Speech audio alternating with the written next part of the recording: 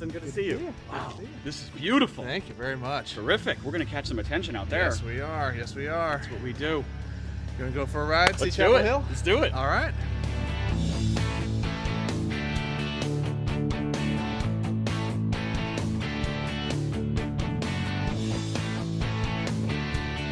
So what made you move from Boston to the Triangle?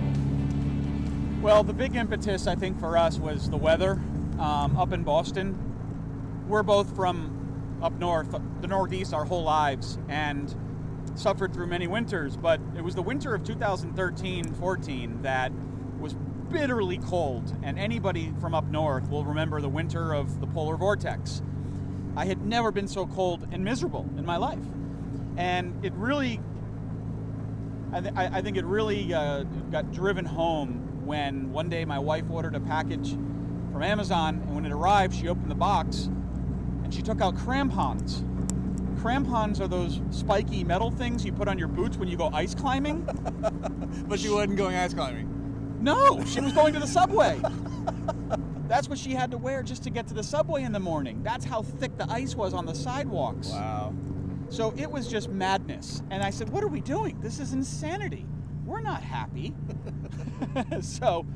And we had always wanted to relocate somewhere. We're both from the Northeast, spent our whole lives in the Northeast, wanted to try something else. So that seemed to be the best opportunity to shake things up a little bit. So we looked at several markets. We looked at Austin, Texas. She's in higher education, I'm in high tech. So we looked at a lot of those markets. Denver, Boulder, Portland, Austin, Texas. We wanted what we called affectionately sort of tier 2 markets that were going through their own renaissance. And there's a lot of that happening in former manufacturing towns and cities or textile cities. There's a real renaissance happening in these smaller markets. So in all of our research, it was the Raleigh-Durham area that consistently, every periodical that we read, every article we had read in Money magazine, whatever it was, Raleigh-Durham was consistently, if not in the top 3, in the top 5. And none of the other markets were consistently in the top 3 or top 5. And especially given her parents live in North Carolina. They moved down here about 10 years ago. They live on the coast. So there was that. We also didn't want to move to a city where there was winters. So Boulder and Denver got ruled out very quickly. And then when we first came and visited, it was in the early April or late March. The weather was starkly different from what we were dealing with up north. It was still very much winter up there, but here, spring was in full effect. Right. So that was a big draw. I remember that winter very well because my phone was ringing off the hook from people from the Northeast saying, we're just tired of these winters. Freezing their butts off. Yeah, exactly. Yep. I've lived in Boston and the Northeast for so many years, and I can't take any more of these winters. Exactly. Well, what's funny is the following winter, when we were living down here, I was still commuting up to Boston, but it was the following winter that was the record-breaking snowfalls in Boston. So even though I had moved away, I still had to suffer through the massive amounts of snow that had fallen. I didn't have to shovel it, but I still had to deal with it. So it just made us look like geniuses. All of our friends were like, oh, you guys got out of here in time. Yeah. The other thing too is because you've got big companies like IBM, SAS, Citrix, Red Hat that are all here, there's a real thriving, I like to say that they're very fertile soils. And so you've got a lot of startups in Raleigh, in Durham, even in Chapel Hill. You've got a thriving startup and tech community across all 3 of those cities, and a lot of young talent, but also a lot of senior experienced talent that's here. And you've got people from all over the world that are coming here to work.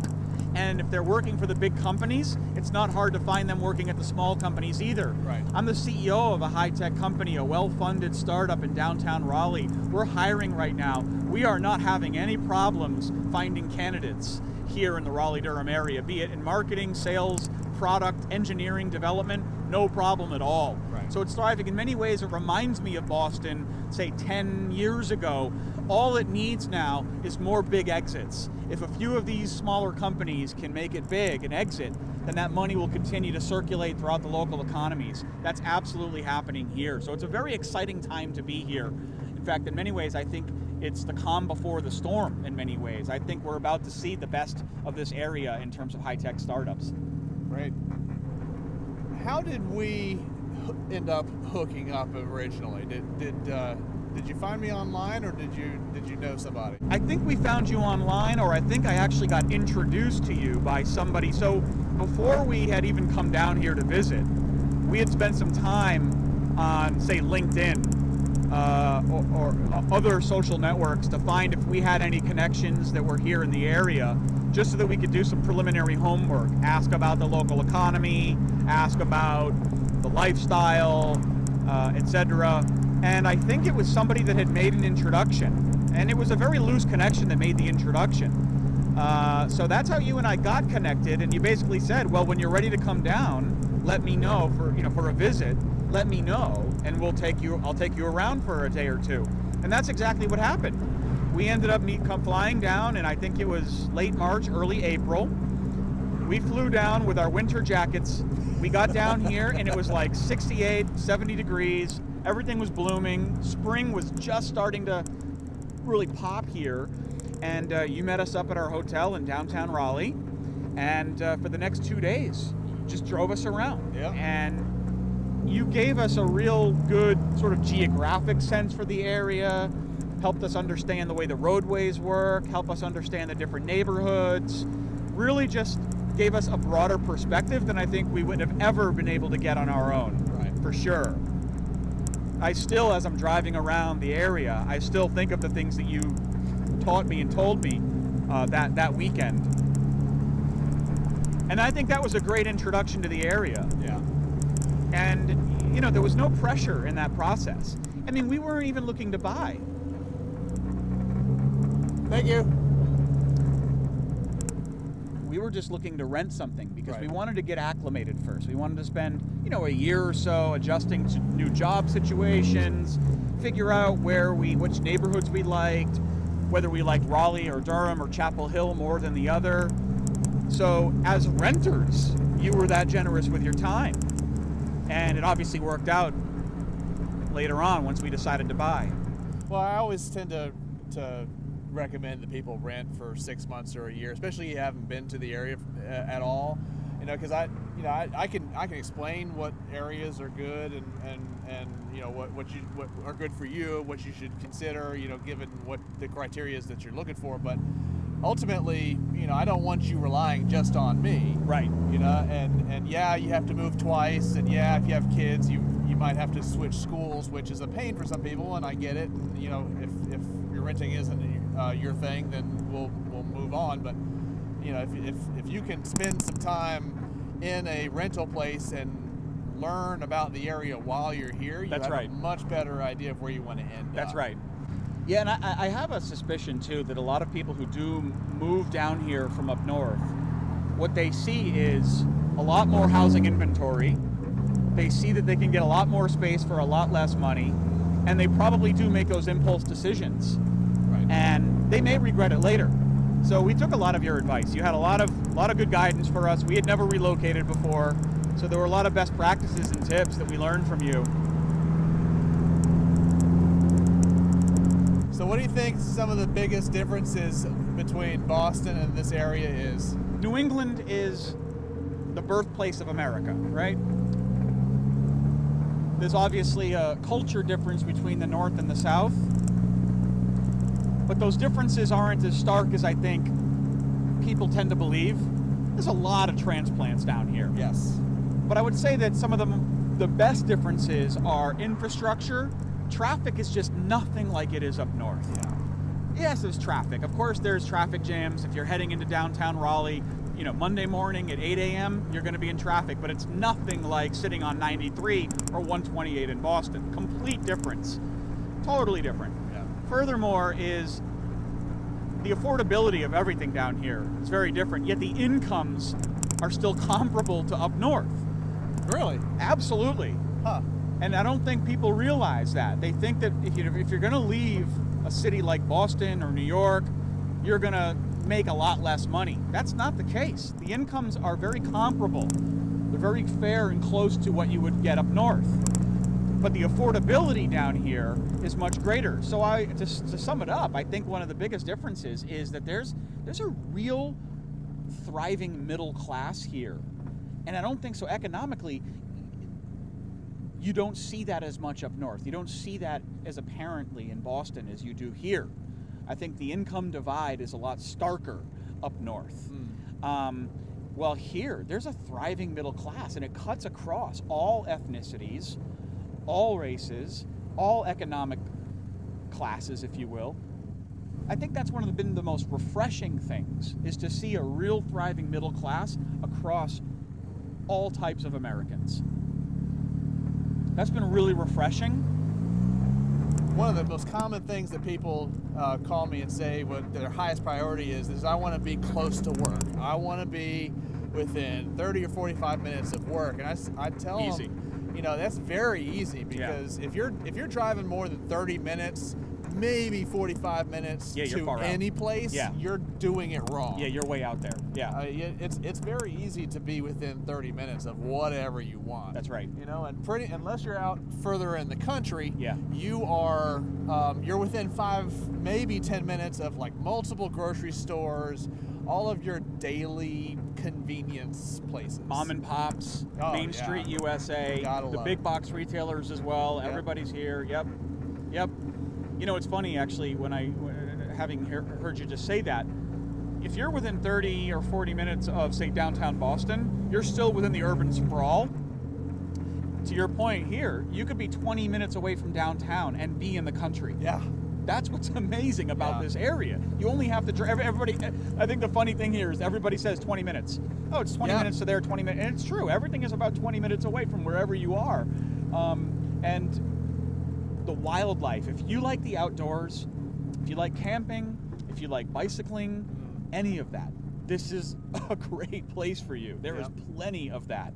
There's plenty of land. And I think the cities here, the state and the cities, have done a really good job in terms of the urban planning as well, to make sure that even despite some of the urban development that is happening in Raleigh or Durham, but there's still plenty of trees. Yes. There's still plenty of bicycle trails, walking trails, and very safe. I've never ever felt unsafe here.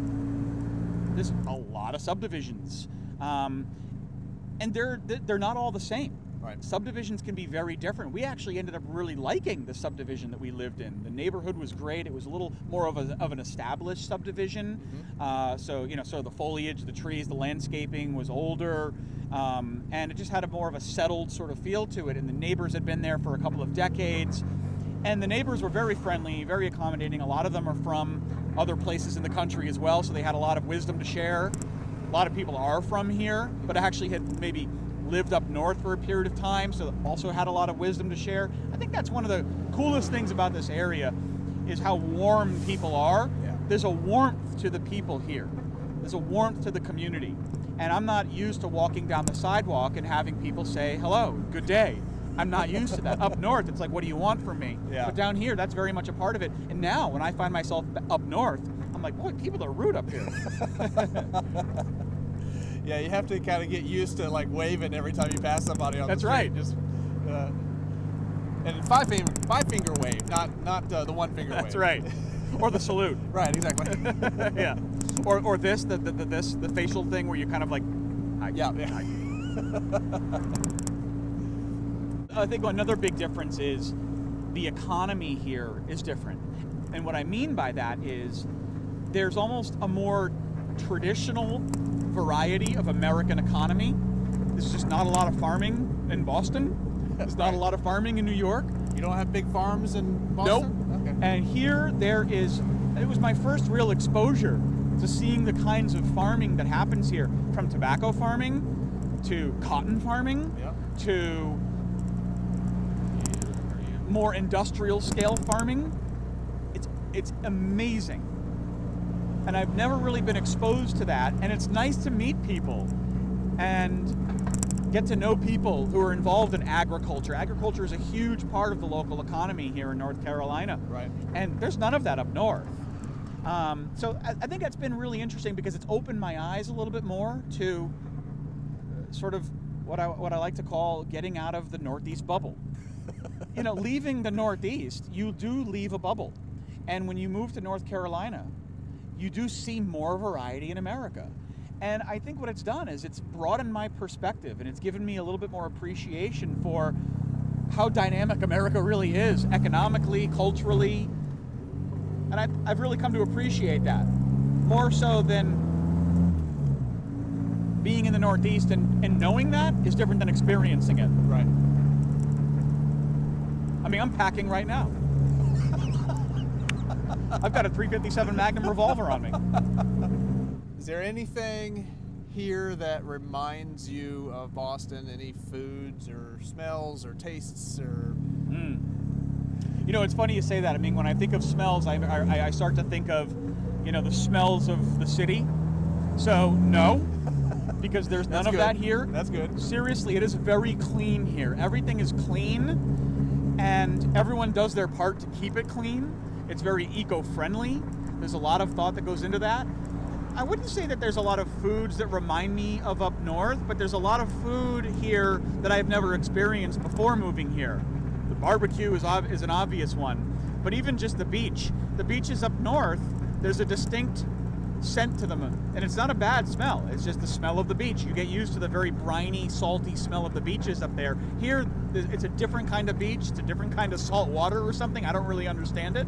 The seafood is different down here. And if you're into microbrews, oh yeah, if you're into whiskeys and bourbons, look no further than North Carolina. I mean, there is so much going in the microbrew industry. Right. And there's investments happening in the microbrew industry. There are microbrew incubators and that are being funded and treated like startups. There is so much more than meets the eye here. And you only know that after living here for a while. Right. There's also, you know, this renaissance that's happening in places like Raleigh and Durham. I said that earlier, and I'll stick by it. I mean, there's even a food renaissance happening in the South. You've got people who grew up here, say they grew up in Raleigh or they grew up in Durham, and then they moved up north, made a career as a 3-star, 4-star, 5-star chef, working at top-end restaurants in Manhattan, for example, and then they develop those skills, they develop a following, and then they come back down here and they open up their restaurants. Yep. You've got a lot of that here, so there's a real food renaissance happening here. Definitely. I think they even call it the Southern Food Renaissance.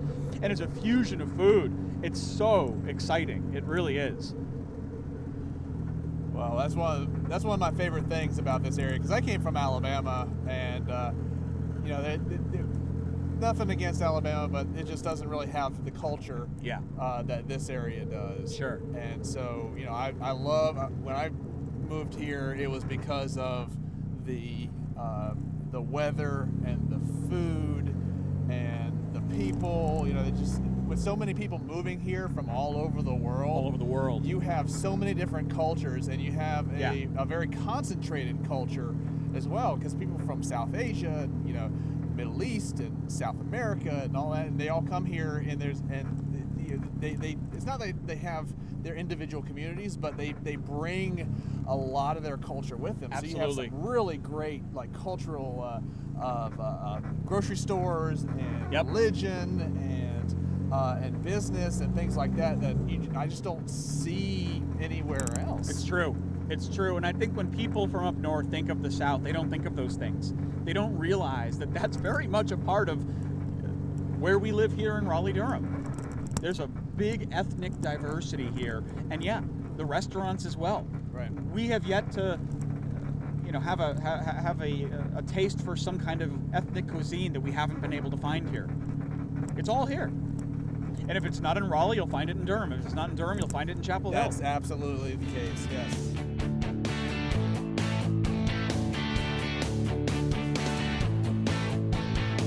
This was fun. Thanks for doing it. My pleasure. My pleasure, yeah.